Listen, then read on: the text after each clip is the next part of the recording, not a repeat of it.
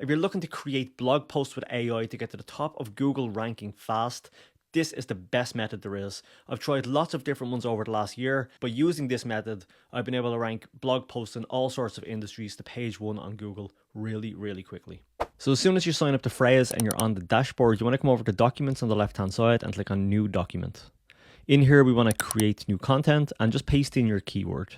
So obviously you can get these keywords from something like SEMrush, but wherever you're getting your long tail keywords for, maybe it's competitors, you come in here and you just paste it in the target search query, and this is where we're going to generate our article. So once that's pasted in, you select your country. I'm going to go to US, language English, and just leave it to the general folder. Now down here, if we click on advanced settings, we can see there's two options. These two options dictate how Frase are going to build our article. So we can do it from a specific domain, which I'd advise against, because there's a higher chance you're going to be plagiarizing someone's content if you're just targeting one website. So here we're going to use top Google results. This means that it's going to pull the top 20 results on Google for this search term, and it's going to find out the correlating headlines between them and let us pick and choose and build the perfect article around this. So leave it on top Google results and click create document. So here on the right hand side, it says Frase will process the top 20 Google results for the search query paleo diet versus keto. All we need to do is click on let's go. And then we can see over here it's working and it's going through the top 20 results, and it's just scanning those for articles. Okay, so as soon as that finishes, we can see it's processed 70 in results instead of 20, but that's going to be absolutely plenty for what we need. So now we just need to click on start your outline. And here you've got two options. You can either generate heading ideas using AI, or you can do select headings from search results.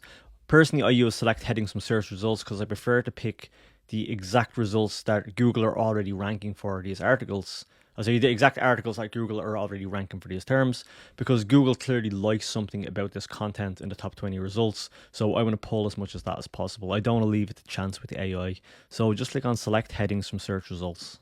Now in here we can see they've got H1, H2, H3. That's just the heading structure of the website.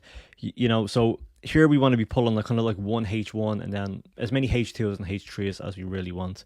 Now what you can do is, say I wanted to pull two H1s, I could do it like that. So you click on these two headings, just means I want to use these headings in my own content. Now what I would do is if you click on one of them over here, you can change it to a H2 yourself if you want, and just click on the check mark. This isn't massively important, but it's just something you should probably get into the habit of doing so you're structuring your web pages better.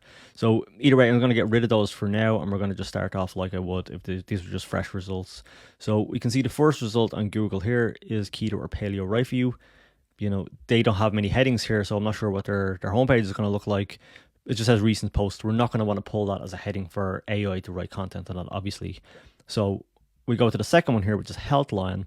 And paleo versus keto, what's the difference? That's a good introduction. So I'll click on that one and I'll take that heading. Next we have, what is the paleo diet?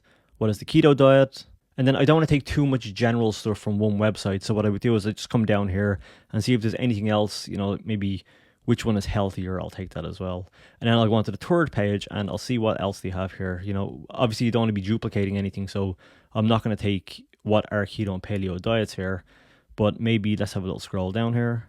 As we've already tackled what's the difference, I could click on similarities between keto and paleo diets. And then we'll just go through a few of the other ones and see whatever useful headings we can find. So here we have cons of the paleo diet, pros and cons of the keto diet. Now, it'd be good to keep these balanced if possible. So you have cons of the paleo diet, you could have pros and cons as well. You'll find that in here somewhere. So for now, I'm just going to leave it as cons and pros and cons. And let's have a little look down here in the next one. Okay, so we can see this next one has a lot of subheadings underneath heading 2. So paleo diet for beginners, we'll take that. We'll take some of the subheadings, foods to avoid on paleo diet.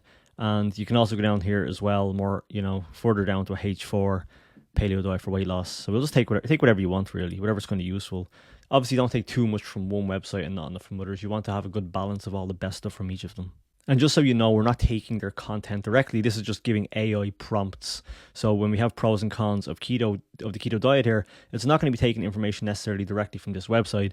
It's going to just be using this heading as a jump off point, which I'm going to show you in a second. So just to wrap this up really quickly, we'll just go to, where are we? Yeah, finish these off for ketogenic diets for beginners. So we'll just grab some of these as well. So obviously for yourself, you want to go through all 20 of them, whatever article you're making, use a bit of common sense, try balance it.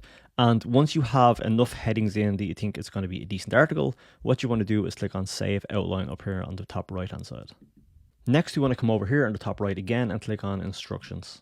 Now this is where we can add our prompts to tell AI how to write about each of these sections, but the best part is we can actually get AI to write our prompts itself. So just click write all instructions with AI. And now we can see the AI is starting to write some of our prompts for each of these headings, and they're really detailed as well. They're probably much better than we'll be able to do ourselves.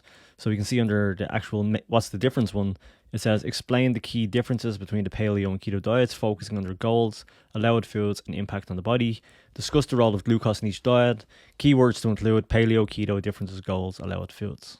And as we can see, if you scroll down here, it's written really detailed prompts for all of our subheadings. So we're going to get some really detailed and high quality information for all of this. So once it finishes them all, you want to go back up to the top here and click on generate draft. And then we can see it just starts auto-populating all of this content. It just starts writing it and putting it in itself. So as we can see then, after about 30 seconds to a minute, it's written this entire article. It's 4,300 words. It's taken the top 20 results on Google and it's created this perfect mega article from all of those. So if you put enough of these up for, long tail keywords that are fairly easy to rank for, you should start seeing some organic traffic to your website fairly quickly. And what I'd always suggest doing is throwing a bunch of these articles up, seeing what ranks through Google Analytics, and the pages that do start ranking on page 1, get in and start adding more of a human touch to them. This is all very well written, but it's just a lot of text. So if you do have them on your website, you might want to, space this out, put a picture, an infographic there. You might want to put a call to action there if you're selling any products. These are only things you would do once it starts getting traffic through Google. So this is a perfect way of just throwing a lot of stuff against the wall and seeing what works.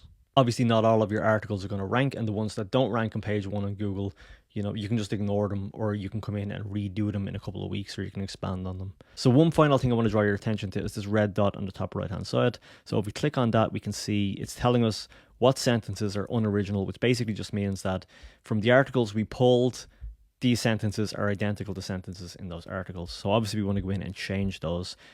Now, obviously AI has written all this, it hasn't been pulled from those articles, so there's no plagiarism going on there. But things like the headings that we used can in some cases still be identical.